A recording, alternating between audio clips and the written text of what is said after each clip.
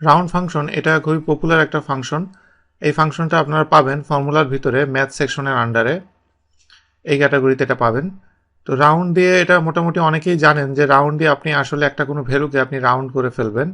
তো রাউন্ড এটা আপনি রাউন্ডের এখানে আসলে অনেক ফ্লেক্সিবিলিটি আছে, অনেকভাবে এখানে রাউন্ড করতে পারবেন, সেগুলো নিয়ে কথা হবে।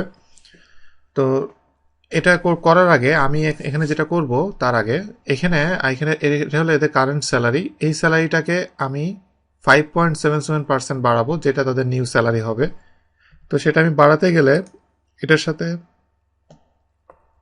এটাকে আমি গুণ দিব, এটা মাল্টিপ্লাই করার পরে এটার সাথে যোগ দিলে এদের যে কারেন্ট যে স্যালারিটা সেটা বেড়ে নিউ স্যালারি এটা হবে।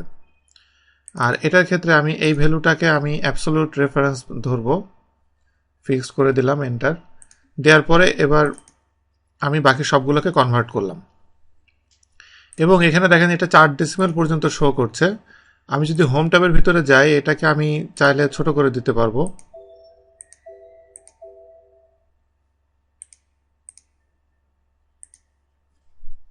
আসলে সবগুলো একসাথে সিলেক্ট হওয়ার জন্য এই যে নিউ স্যালারি যে সেকশনটা এটা সিলেক্ট হওয়ার জন্য এটা হচ্ছিল না।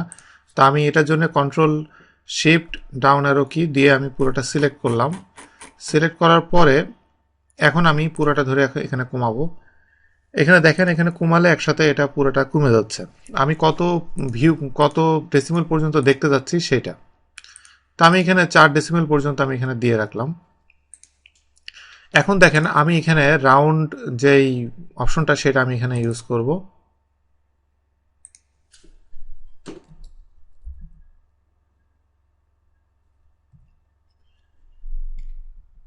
রাউন্ড দেওয়ার পরে দেখেন যে রাউন্ডের নিচে দেখাচ্ছে এখানে হলো নাম্বার, তারপরে হলো ডিজিট, দুইটা জিনিস আমাকে দিতে হবে। তো আমি এখানে নাম্বার সেকশনটা আমি এখানে কমা দিলে নাম্বার হয়ে গেল, এখন আমাকে ডিজিট দিতে হবে। ডিজিটটার মানে হলো আমি কত ডেসিমেল স্পেস পর্যন্ত আমি এটাকে রাউন্ড করতে চাই। তো এটাকে আমি প্রথমে 0 দিই, আপনাদের বোঝার সুবিধার্থে আমি 0 দিয়ে ব্র্যাকেট ক্লোজ করলাম, এন্টার দিলাম।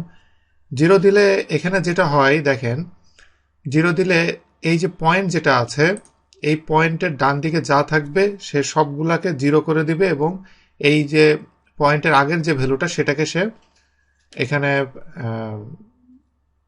এটাকে রাউন্ড করবে।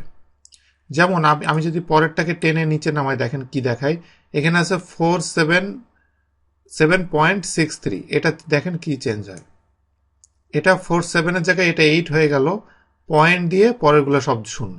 এই যে পয়েন্ট দিয়ে পরেরগুলো সব যে শূন্য হলো এটার মেন কারণটা হলো আমি যে এখানে 0 দিছি এই জন্য। 0-র জায়গায় আমি যদি 2 দিই, 2 দিয়ে এন্টার দিই, তাহলে এখানে যেই ডিফারেন্স যেটা, যেমন ডিফারেন্সটা আপনার বোঝাতে গেলে আমি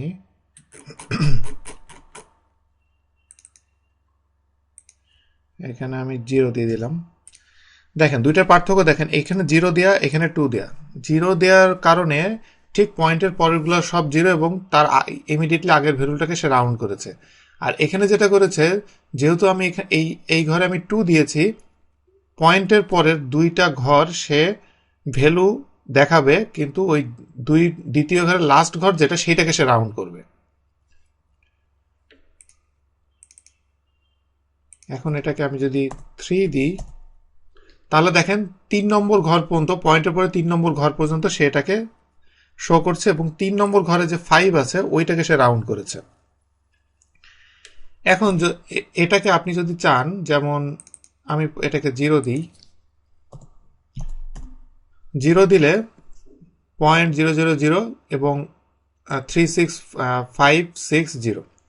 এখন যদি এমন হয় যে আপনার অফিসে আপনি স্যালারিগুলো এত ভেঙে ভেঙে দিবেন না, যেমন এখানে 447, তারপর একটা 256, এরকম আপনি স্যালারিগুলো ভেঙে ভেঙে দিবেন না, আপনি এটাকে একটা রাউন্ড বানাবেন। রাউন্ড বলতে আপনি যদি এরকম রাউন্ড করেন যে 71-এর পরে 447 আছে, এটাকে আপনি 1500 করে দিতে চান, মানে আপনি একটা রাউন্ড ফিগারে আনবেন।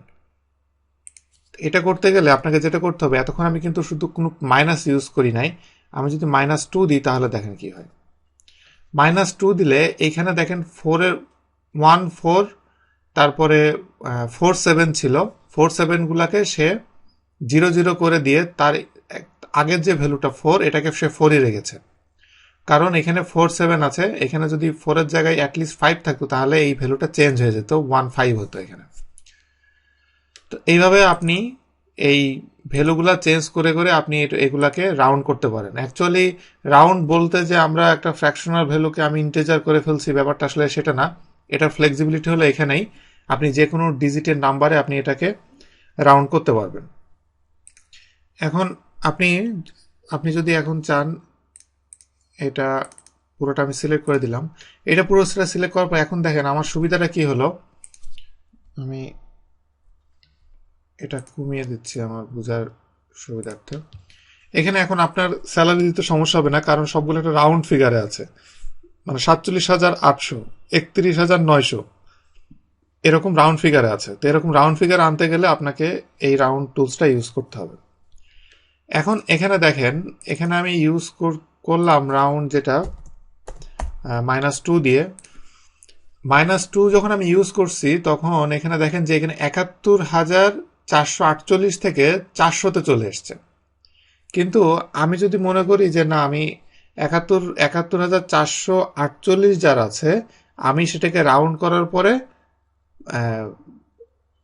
71,500 হয়ে যাবে, একইভাবে অন্যগুলোও চেঞ্জ হবে। এইটা যদি করতে চান সেটার জন্য আরেকটা ফাংশন